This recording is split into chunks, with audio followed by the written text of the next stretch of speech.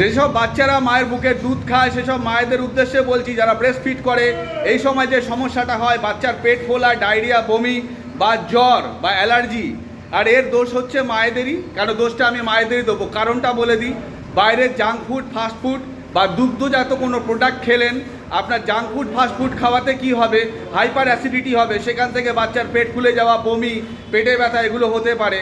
আর দুগ্ধজাত প্রোডাক্ট, দুধের কোনো প্রোডাক্ট খাওয়াতে কি হবে, আপনার অ্যালার্জেটিক রিয়াকশান হবে, এবং সেই অ্যালার্জেটিক রিয়াকশান থেকে বাচ্চার কিন্তু জ্বর, সর্দি, কাশি হতে পারে। ডাক্তারের কাছে যাবেন, ডাক্তারবাবু কিন্তু বিভিন্ন রকমের ওষুধ, ল্যাকটিক অ্যাসিড, প্যালেলিয়াস দেবে, তারপরে পেটে ব্যথার জন্য ডিকোলিক দেবে, জ্বর হলে প্যারাসিটামল দেবে, কাশির ওষুধ দেবে, অ্যান্টিবায়োটিক দেবে, মানে বাচ্চার একটা কঠিন অবস্থায় বাচ্চা পড়ে যায়। সুতরাং এগুলো করার থেকে ঘরের নর্মাল ডায়েট খাওয়া ভালো। শুকনো লঙ্কাগুলো আপাতত ডাস্টবিনে দিয়ে দিন, ঘরে নর্মাল ডায়েট খান আর জল পান করুন। আপনি সুস্থ থাকলে আপনার বাচ্চাও কিন্তু সুস্থ থাকবে।